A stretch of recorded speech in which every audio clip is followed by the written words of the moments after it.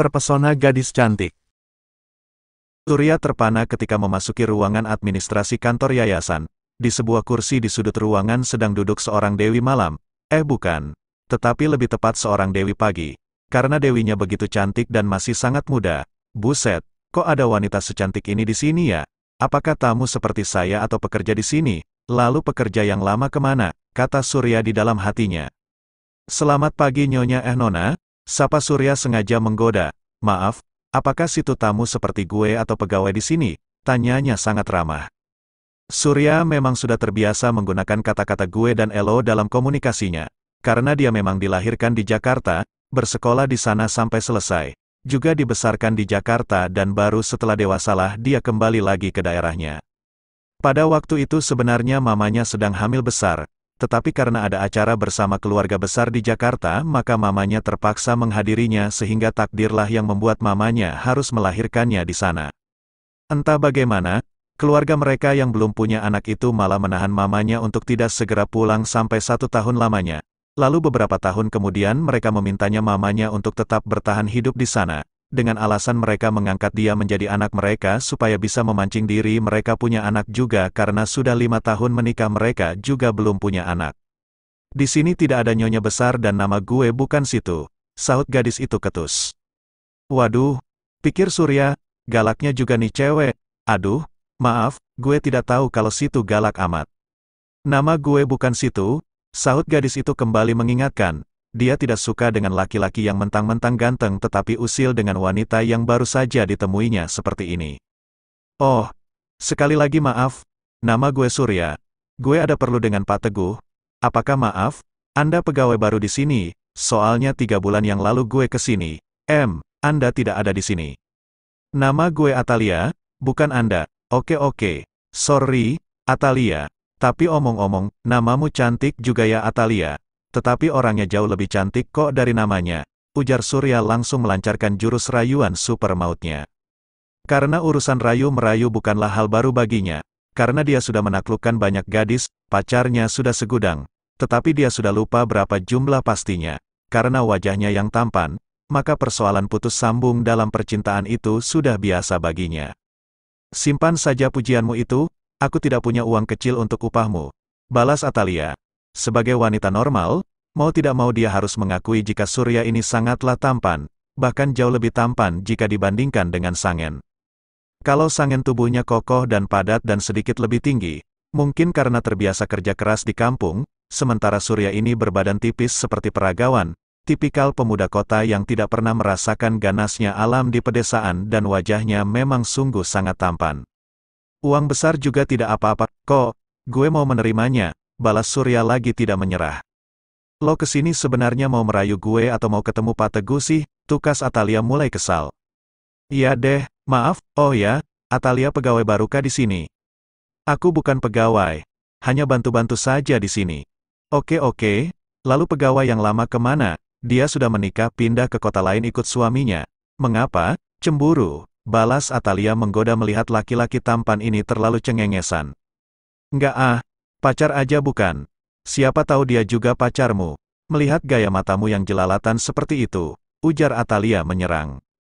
Iya deh, sorry. Omong-omong, lo aslinya mana sih, Atalia? Lo ini ada keperluan lain atau mau mewawancarai gue? Kalau mau wawancara, sorry, gue tidak punya waktu, sahut Atalia masih dengan suara yang ketus. Dia juga terlanjur melayani si tampan ini dengan memakai kata-katanya lu dan gue. Tapi kok rasanya lebih enak ya, seperti di sinetron. Berpindah tempat, sayup-sayup Sangen mendengar suara orang bertengkar. Rupanya tempat tidurnya berdekatan dengan rumah penduduk yang sepertinya pagi itu kedatangan orang yang menagih hutang. Suara orang yang bertengkar yang terdengar dari kamar tidurnya itu adalah antara 2 orang ibu yang suaranya masuk melalui ventilasi yang hanya dipasangi kawat nyamuk saja dan tentunya tidak bisa memblokir suara yang masuk. Tolong Bu, saya datang sesuai janji Ibu bulan kemarin ya. Iya Bu, tapi saya memang belum ada uang untuk membayar Ibu. Bulan depan lagi bagaimana? Bu, kedatangan saya kemari ini sesuai janji Ibu yang katanya mau bayar. Bukan mau mendengar Ibu menyampaikan usulan untuk ganti jadwal. Tapi saya betul-betul belum ada uang, Bu. Bulan depan pastilah saya bayar. Tidak bisa, harus bayar hari ini. Terdengar si penagih tetap ngotot. Sungguh Bu, please, saya minta tunda bulan depan lah. Bu, perut saya ini tidak bisa diajak kompromi. Saya juga perlu makan. Saya bukan ular yang bisa puasa sebulanan Bu. Mereka berjawab-jawaban, sampai suatu saat terdengar ibu yang ditagih itu akhirnya marah juga. Bu, sewaktu ibu pinjam uang dulu, wow ramahnya seperti putri keraton. Tetapi begitu ditagih, wah gayanya sudah seperti debt collector saja. Uang itu sudah ibu makan, sudah jadi taik ibu. Malu sedikitlah.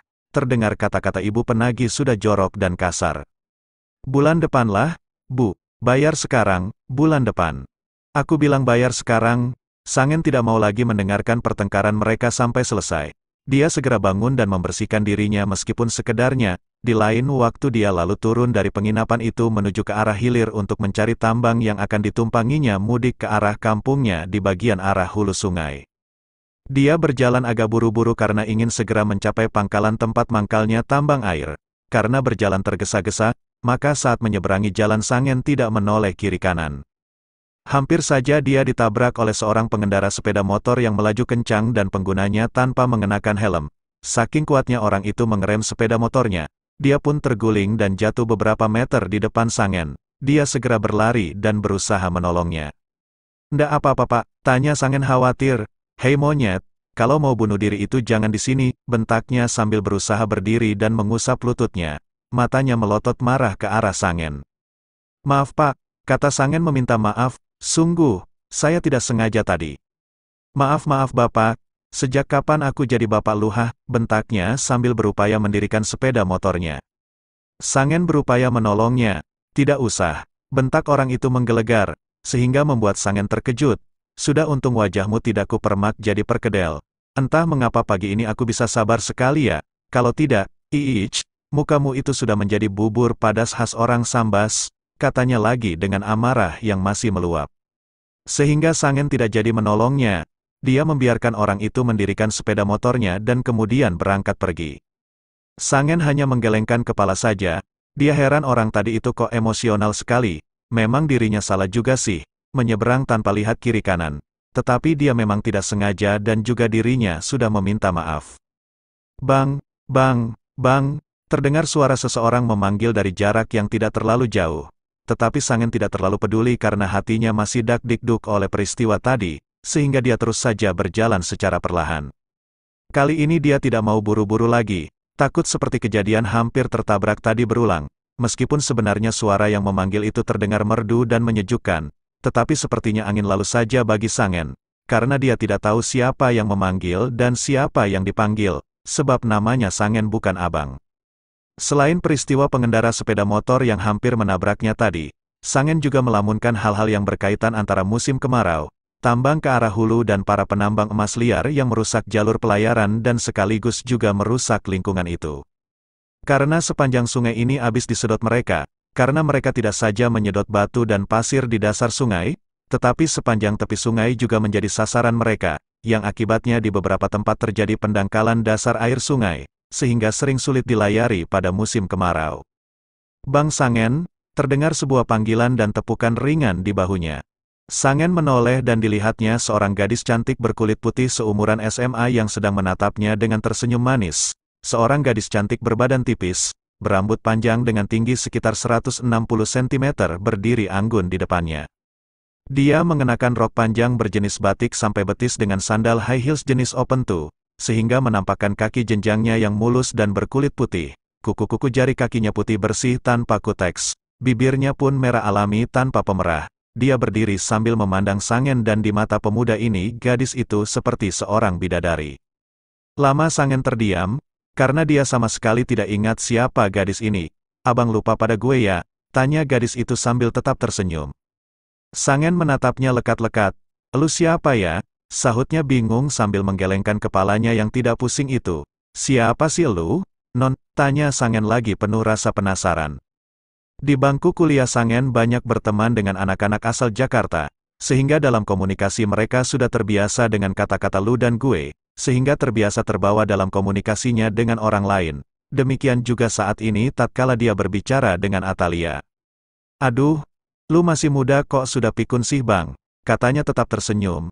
Gue Atalia bang. Tukas Atalia juga menggunakan kosakata lu dan gue. Sebuah model percakapan yang banyak dia lihat di sinetron. Atalia yang mana ya? Tanya Sangen tetap bingung.